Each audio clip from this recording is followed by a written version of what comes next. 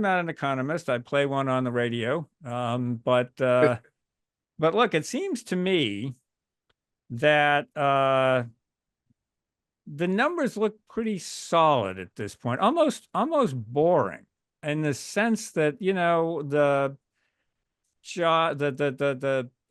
second quarter GDP was actually kind of strong, not bad. Jobs numbers were maybe a little bit disappointing, but fairly solid. I mean, and inflation is kind of stuck around between 2.5% and 3%. Are there any flashing lights we should be aware of, or have we hit the soft landing? Well, it is an interesting moment. If you roll the clock back to the second half of last year, I was very concerned about the economy heading into recession territory because business fixed investment was essentially flat for both the third and the fourth quarters, up modestly in the fourth quarter. Outside of the COVID recession, every post-war recession starts with a downturn in business fixed investment. And so I was deeply concerned we weren't going to make it through. Lo and behold, the first half of this year, business investment firmed right up.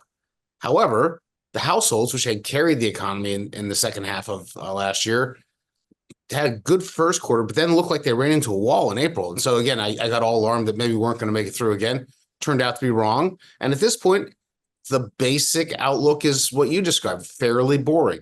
Solid, unspectacular growth, balance between both households and businesses. And that's quite an accomplishment. And we do have inflation essentially down to 2.5, depends on your measure, seems to be stabilized, but the Fed increasingly seems to be confident we'll go to the 2% target. And so what's not to like? Well, I'm an economist. I was born to tell you the dark cloud for any silver lining. So here I go. That's what we do on this show. That is what I do. Yes. So look at the jobs numbers. They've held up pretty well. So you're still getting 150,000 jobs. So they're all in healthcare, education, and government. So for the past 4 employment reports, we've had this very narrow segment of the economy that's been creating jobs nowhere else. So it's not like we got broad-based job growth and everybody's expanding. And the job growth has slowed down, not on the layoff side. We haven't seen big layoffs, haven't seen a big jump in unemployment insurance claims, but hiring is really downshifted notably. And so it doesn't look like employers are confident in putting people on the payroll anymore. So that's a bit of a concern.